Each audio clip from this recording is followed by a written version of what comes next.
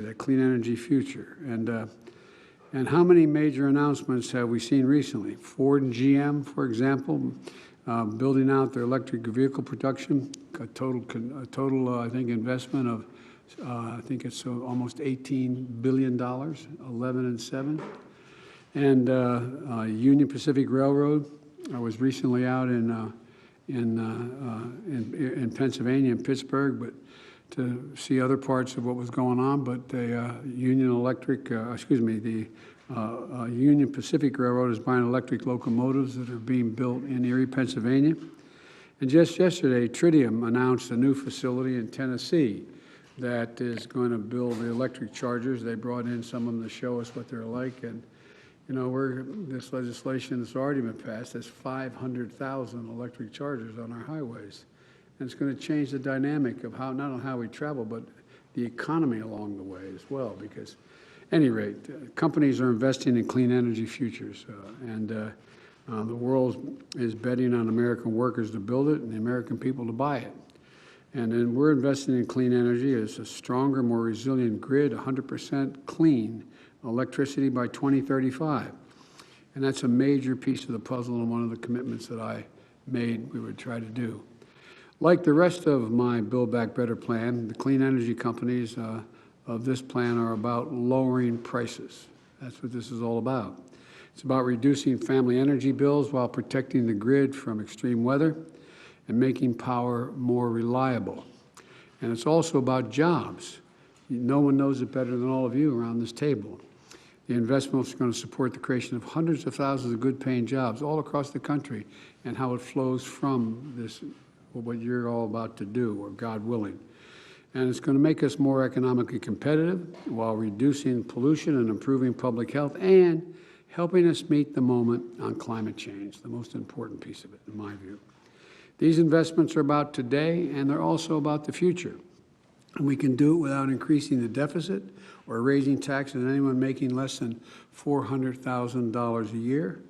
And 17 Nobel laureates spontaneously, in economics, spontaneously wrote to me telling me that they believe that this would ease long-term inflation. And so CEOs know exactly why clean energy future matters. It's an incredible opportunity for our country. And they know how urgent it is to get this done. And they've been key partners throughout this entire process. And so I'm grateful for their input, and I look forward to getting a full report from my team on the ideas discussed today. But with your permission, I'd like to stick around a little bit and maybe ask a few questions. And again, I can't tell you how, back up. 4 years ago, when I was sitting talking about this issue, the question was, you guys aren't going to do this. It's not going to happen. No, I mean, for real. That was the nature of the discussion. But you're here saying you support this, and you're going to try to move if we can get this Build Back Better piece done. And so I'd like to start off with you, Pat. If you may mind me calling you Pat, I apologize. You can call me Joe.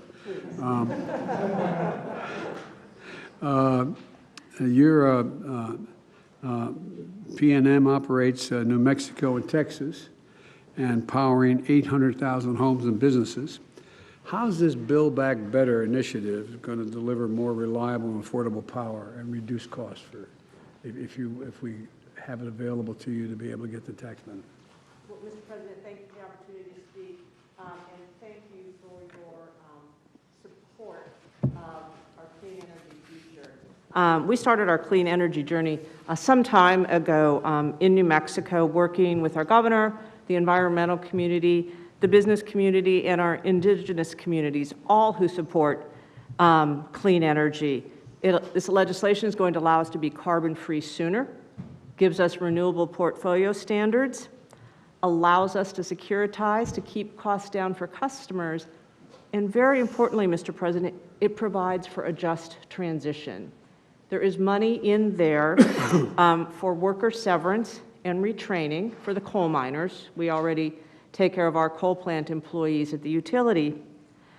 But it has money for economic development in there to revitalize the communities. So working with economic development, Indian Affairs, and Workforce Solutions, because when people move into the clean energy economy, they shouldn't have to move away from their tribal lands.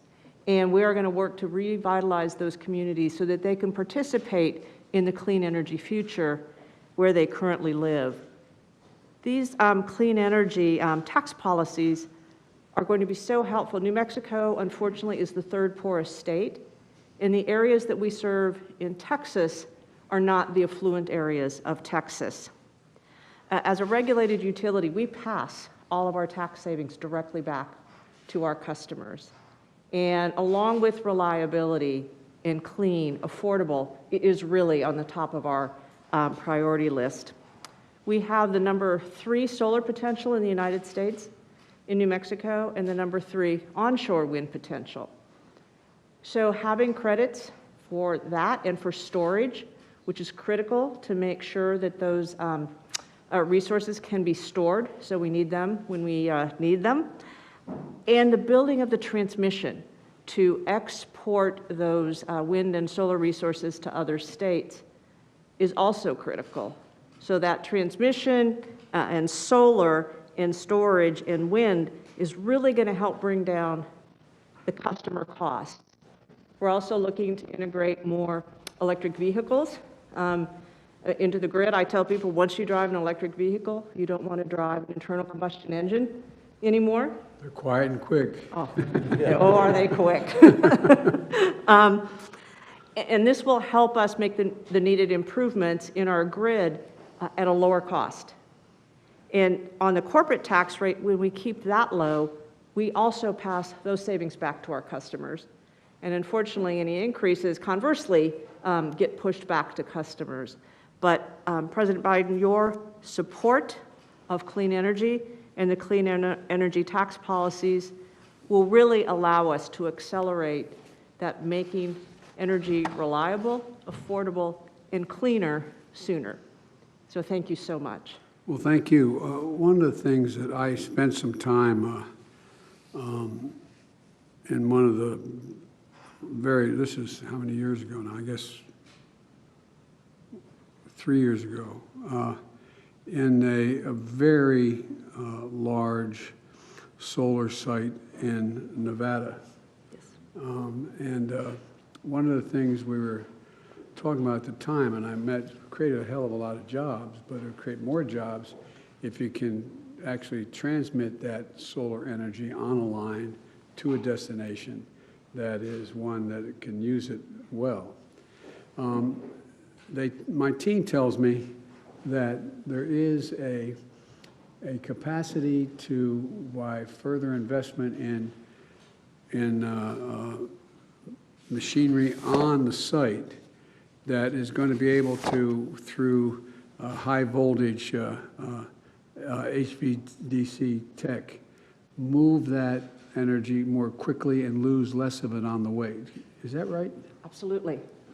And tell me how that, I mean, will you be in a better position to be able to, for your solar sites, be able to afford that if in fact you have the tax credits that are moving?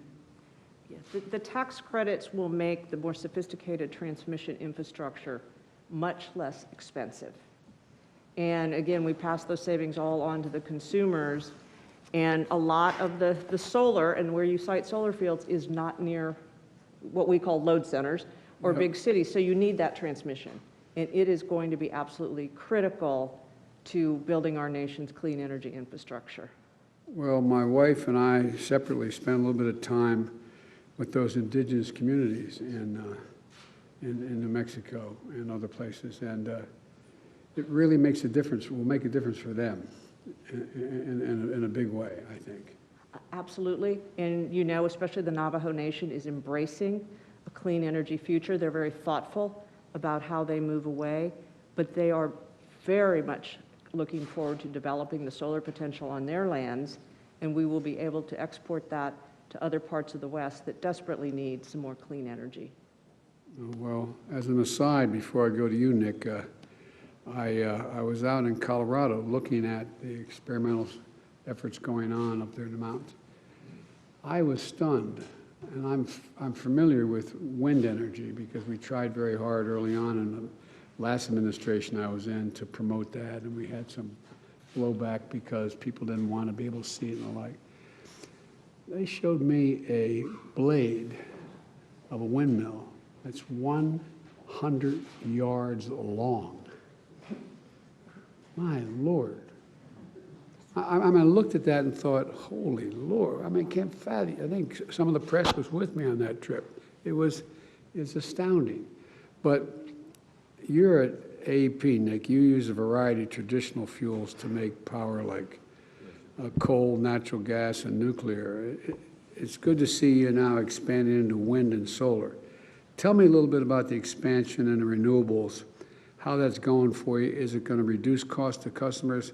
How, if at all, does my initiative on Build Back Better, the over $500 billion we're talking about for the energy side of this, of which, by the way, I think it's about $200 billion of tax credits and another $100 billion for resilience. But talk to me about how you're making your decisions. Well, first of all, Mr. President, pleasure to be with you today to talk about these important issues. And you've actually shed the light on a lot of the infrastructure needs of this country. And certainly the grid is one of those areas that we find, and I grew up as a system operator. 40 years ago, I started as a system operator, running power systems. So for me, your focus on resiliency and reliability of the grid is extremely important. The addition of renewables in place today is having a substantial impact, the ability to save customers money. Matter of fact, we this quarter will be putting in operational the largest wind power project in North America. Is that right? About 1,000 megawatts in Oklahoma. And it's going to save customers about $2.2 billion over the life of the agreement. So certainly it's a huge benefit. And for us, it's really an opportunity to bring these kinds of resources in, lower cost to customers, and be able to move toward that clean energy future. So as we look at that, we've looked at it across our territories, and now we have a plan by 2030 to put over 16,000 megawatts of generation like that in place. So it's really an important opportunity for us. We also partner extensively with Lonnie Stevenson, the IBMW, and the unions. We're mapping that transition to those skills of the future. And certainly partners like that and partners in the federal government can enable this industry to move much more quickly than we would have otherwise, particularly with the tax provisions, ITCs, investment tax credits, and so forth. Those have really produced benefits for consumers because those costs, those benefits actually flow through to our consumers and contribute to the economy. So it's a great opportunity for us to make that transition. Well, I think it's a heck of an opportunity. One of the things, maybe when the press is still here, to talk a little bit about, you know, I was really excited back in, I guess it was probably 2000 and, don't hold me the exact year, probably 2012, 13, 14.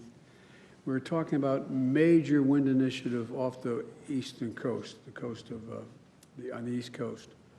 And as I said, there was, you know, an effort to go off the coast of Delaware and off the coast of New Jersey. And I think it was, they were gonna, I think it was able to power, don't hold me to the number, like 800,000 homes in New Jersey. But there was a real blowback when people said, I don't want to see those things. And then remember up in Nantucket area and Nantucket Sound. And tell me about when you say you're going to have this largest, essentially, wind farm in Oklahoma. What is the reception of the community with that? Oh, it's been very, very positive because not only do they see the benefits of the clean energy, but also the job creations, but the benefits for customers are considerable. You know, where we run into some issues is when there's large-scale transmission, which you mentioned to Pat. We really do need to find ways to scope large transmission to get renewables to the big cities, and that's a process that obviously your administration has been working on as well. And for us, it's important to scope those projects because the savings associated with renewables will actually pay for the transmission. Yeah. So that's a key area for us to be able to continue to grow. Are all of you, generic question, are you getting less resistance when you start talking about wind and the windmills? I know they cause cancer. That's a bad joke. I shouldn't have kidded about that. I shouldn't have kidded. But all kidding aside, I mean, people, I mean, what kind of resistance do you have to, if you're using wind? I can speak to the ARC in Michigan. So we've done a lot of wind in Michigan. We have a pretty good wind regime there. It is what Nick said, that if you get in a community that's highly mixed, where some benefit and some don't, you'll get resistance. If you're in a community that's more rural, where it becomes part of their economy, their jobs, their income, the reception is quite high. We are actually at a transition point in Michigan where solar has now crossed over and is highly competitive with wind. So I think after a long period of investment in wind, we're now going to see our largest scale investments in solar, and the reception to solar has been very high. It's a great addition to the tax base, billions of dollars of construction that plays out, and then the permanent jobs that follow. So we expect that to be a well-received renewable resource in the state. I spent a fair amount of time prior to the campaigning, and since then, with some of the really entrepreneurial geniuses out in Silicon Valley.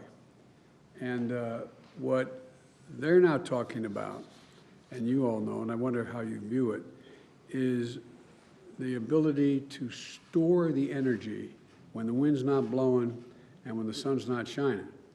I was shown, for example, you could have, let's say you were powered either it could be geothermal for that matter, but you have a facility, it looks like, to me, it looked like a platform about this wide and about that thick that's in your basement. And it stores energy when the wind's not blowing and when the sun's not shining. Now, and I know you're not making those, but how has that increased the receptiveness of the idea of wind and solar or geothermal? Yes. You know, I can respond, Mr. President. Again, thank you for having us join. But we see storage as an incredibly important part of the equation going forward, not only in people's homes, but frankly on our system. Yes. In order to strengthen it and make it capable of taking on more resiliency. So as I look at the number of megawatts of renewables we'll add, there's a comparable number of storage megawatts we will also add over the next decades. And the tax credits that you have included would be an important part of lowering costs. And the infrastructure bill under the Department of Energy has a lot of investment in the R&D necessary to advance that battery storage. So we think there's great potential for this. I asked the question for a selfish reason, because when I said this is going to generate jobs well beyond your site, and so there are going to be people manufacturing those battery storage facilities. This has such a ripple effect that, God willing, and what's going to happen is, I predict, right now, in some cases, China's ahead of us, but I think we're going to end up having a significant export market as well. That's going to create thousands of good-paying jobs here in the United States. It's going to be in our interest to have this, move around the world. But, I hope that you all are going to look back on this 10 years from now and say, boy, that time we didn't have any dinner at that dining room table. Still worked. But I want to thank you all very, very much. So, Mr. Mr. President, we're going to have to let you go here. I'll turn it over to you. Yeah. So we're going to turn to when does your the next. administration? Thank you. Let's go. Come on, guys. Let's go. Come on. Okay, come on. Let's go. Thank you, guys. Let's go. Let's go. Thank you. Thank you very much. Go. Come on. Let's go.